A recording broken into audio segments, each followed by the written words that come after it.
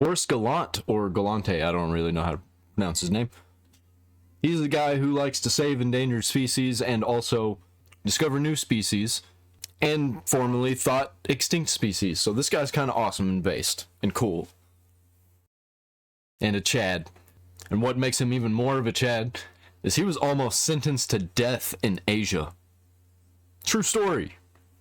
All right, I'm back with another story time to tell you guys about when we were on a shoot and nearly sentenced to death in Myanmar, a small country in Southeast Asia. So 2018, I sell a show to the History Channel called Face the Beast. It's starring Andrew Eucles, this Australian nut job that I'm a big fan of. He's a lot of fun. And we go to Myanmar to investigate the Ramree massacre, which is something you guys might have heard me talk about on Joe Rogan. I did hear him talk about that. This is actually how I know this guy was from that podcast. Where overnight during World War II, 1,000 Japanese soldiers were killed and eaten by crocodiles. Well, when we sell the show, we're all excited to go to this Ramree Island, which very few Western people have been to in the last 30 years. And we're like, this is gonna be so cool, it's so remote, we're gonna look for these giant crocodiles. And we did do all of that. And if you wanna see it, check out Face the Beast, it's on the History Channel somewhere. But what happened going into this was absolutely insane. So as we're preparing to go to Myanmar for the shoot, something called the Rohingya massacre is unveiled. Now the Rohingya massacre was where a religious group massacred another religious group in the north of Myanmar. And they did this over religious reasons, and it was filmed by some Thai tourists using drones to show all of the dead bodies. Well, these guys were captured by the Myanmar government for exposing this and sentenced to life in prison, and I believe killed, and I'd have to double check that, but things didn't go well for them. This literally happened about 12 hours before we boarded the plane to go to Myanmar. Now, we heard about the Rohingya massacre. It was very far from Ramree Island. We felt that we'd be fine continuing on with the show. I mean, Bro, I wouldn't have went. Sounds very, very sketchy, especially in a small place like that. and obviously it had nothing to do with us. We're not religiously affiliated with either group, and we're No, that's a problem. You're either with us or against us. That's most religions. like, we'll be good. Let's just go and shoot our show. But what we didn't know was as the Rohingya massacre had been unveiled, the country of Myanmar had then outlawed drones for the entire country. Now, of course, we're going to film a television show. We have drones in our backpacks. We know none of this. Here's what happens though. We get on our planes, we're all excited, we have our double G&Ts, and we fly to Myanmar. We land in the capital, and as we're coming down to go through customs, it's crazy there, airports don't work the same all over the world. As we're coming down to go through customs, before we've cleared customs, we meet with our fixer. He's this awesome guy from Myanmar, he's a local guy, and the first thing he does, introduces himself, massively polite, and then he comes over to me as the boss and goes, Mr. Forrest, do you have drone? And I was like, of course, we have 2 drones. They were on our carnet, they're on our paperwork, you know this, like we have to film shows, we've got drones. He's like, oh, no drone. And I was like, what do you mean no drone? He's like, drone illegal now. And I was like, what do you mean drones are illegal now? He's like, you can't have drones. We didn't know any of this as it pertained to the Rohingya massacre at this time. Now, I go, well, what do we do? We got $50,000 in drones sitting in these cases right here. He's like, hide drone.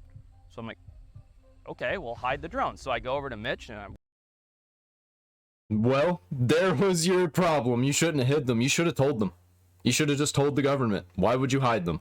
whisper in his ear, and I'm like, hey, listen, Mitch, like, apparently we kind of have these drones, but, what are we going to do? Like, we have to have drones to make the show. Like, we're going somewhere that you can't get helicopters to film, and, we're never going to find crocs without the drones. Like, we got to hide them. And he's like, no problem, man. Like, all these drones are sectionable or whatever you call it. We can break them down and hide them in various pieces of the luggage.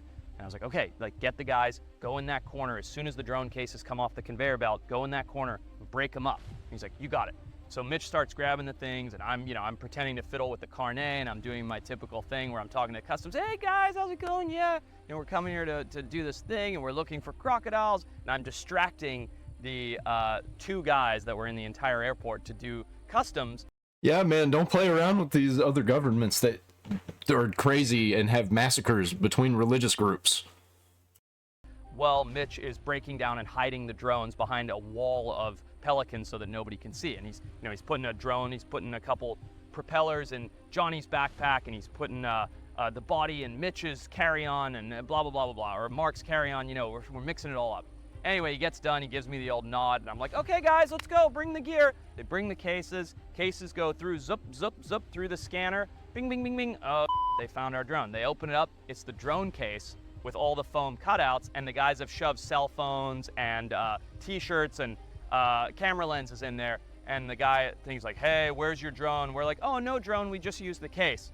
Without skipping a beat, guy goes, okay, closes it, boom, we're off. We're out through security, we're high-fiving, we're like, we're so badass, we just smuggled drones into Myanmar, like, we're the ha ha ha. Dumbass white Americans. Dumbass white Americans. Thinking we're so cool. Who cares? We're off, right? And the next day we're on a car, and then a plane, and then a boat, and then I think another car, and we're at Ramree Island, and we're So they put the drones together and they got caught using the drones. I'm taking my guess now. filming. A whole week goes by, no stress, we're flying drones, we're finding crocodiles, we actually save a kid's life who gets bitten by a crocodile. We might put some of that footage in here, it might be too graphic, you might have to go see it on the show. It's insane what happened with this kid getting bitten by the crocodile, save his life, build a hammock out of a stretcher, that's a story for another time. Anyway, things are going crazy, like this place is wild. Nobody's been there in 30 years from the Western world, we're told. It's that remote and that exotic. Anyway, the fixer I told you about gets a little call on his sat phone, okay?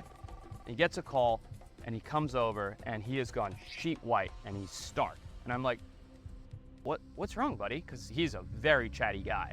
I'm like, what's wrong? He goes, we're in big trouble, Mr. Forrest. I was like, what do you mean we're in big trouble? Apparently, the CCTV, the security cameras, had clear as day captured the guys pulling the cases over into the corner. Nobody thought to check for security cameras in an airport, our fault. And clear as day. Yeah, you can tell these guys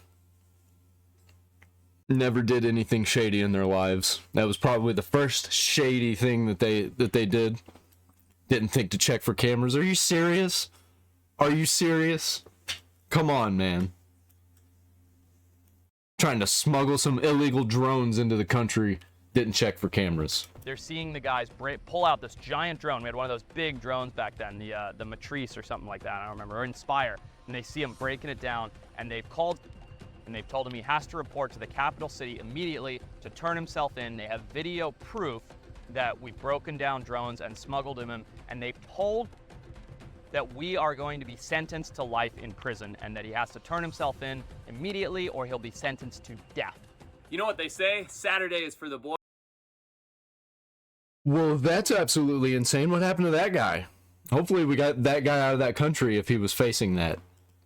Well, Sunday is for dogs, and I'm very lucky because I have Hoover here, who is my best friend. I like Sundays for dogs, but I'm going to skip over this ad. I love it. By the way, this is the first time I've ever led a team for a production expedition by myself. I'm like 27 years old or something like that at this. That's how old I am.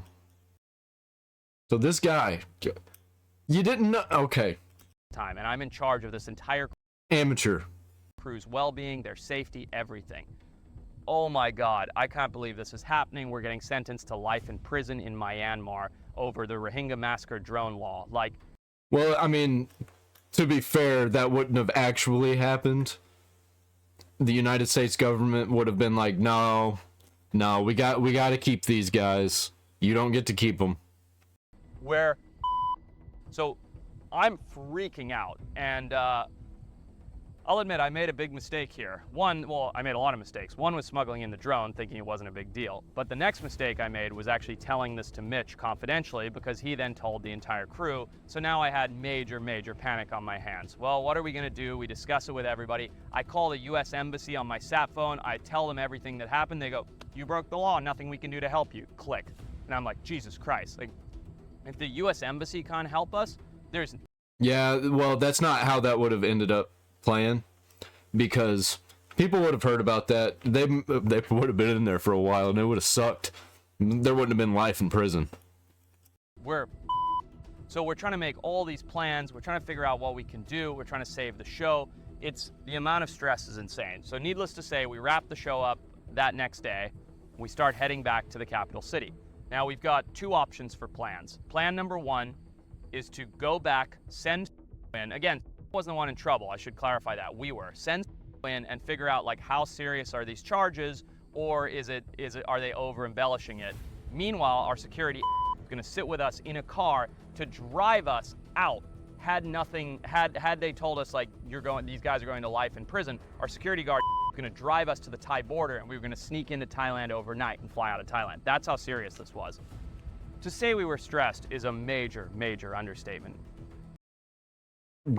You smuggled in illegal drones and then you were trying to escape the country.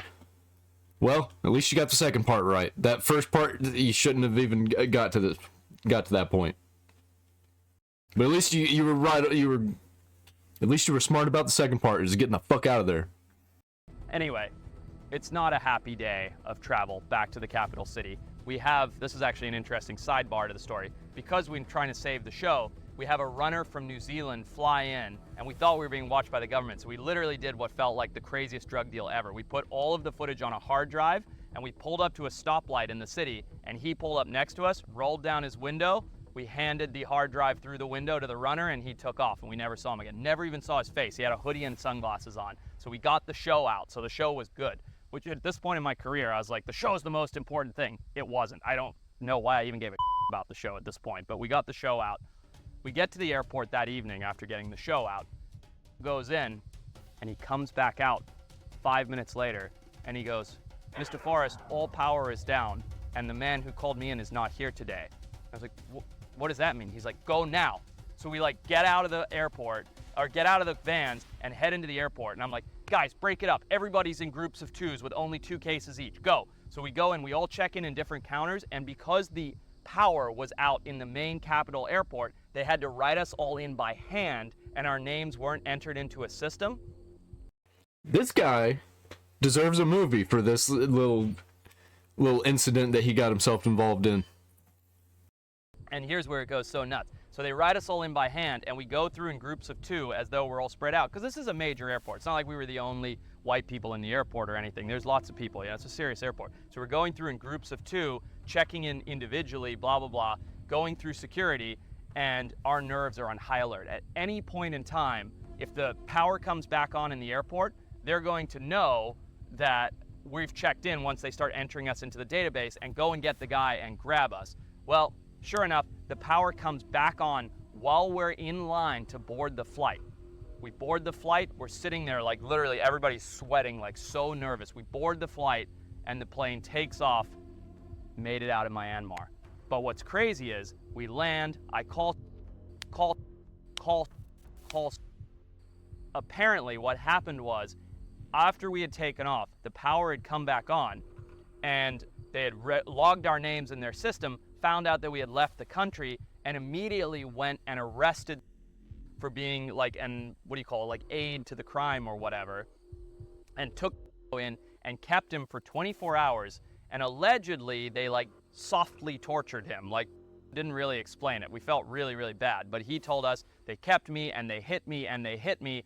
And he said, "I just told them the truth. I just told them that," oh, I forgot this very important part of the story. Once all this happened, we took the drone and sunk it in the swamp because we didn't want to have a drone on us. That was a very important part of the story. But they kept and just said, "No drone, no drone, no drone." And they let him go after 24 hours because they had no proof. And here's what's crazy. They had no proof because they had fired the guy that had led us through the airport, right? So they found out in hindsight that this guy had led us through the airport with a drone, had fired him, and then were waiting to capture us, prosecute us. We got out, then they arrested. It's like, I have no drone, I have no footage, I have no proof. And they kept him and hit him for 24 hours and let him go, and was re-released, and we made it out. And guess what? I'll never, ever be returning to Myanmar as long as I live, unfortunately. Anyway, that's the end. No, fuck that. Double down. Go back and show him who's boss. You can't get me. Logan Paul would have done it. No, probably not. I don't know. I probably would, because I'm crazy fuck. If I'm rebellious, I would go back there and probably try and break their system. I don't know, if I had the money and funds and ability to actually do something like that. Sounds fun to me. But I know how to get in contact with people that could try and get me out. Yeah, don't try and smuggle drones into Myanmar. I don't know how that country's doing right now, but they're probably not doing much better. Check this guy out, because he's saving the extinct creatures of the world.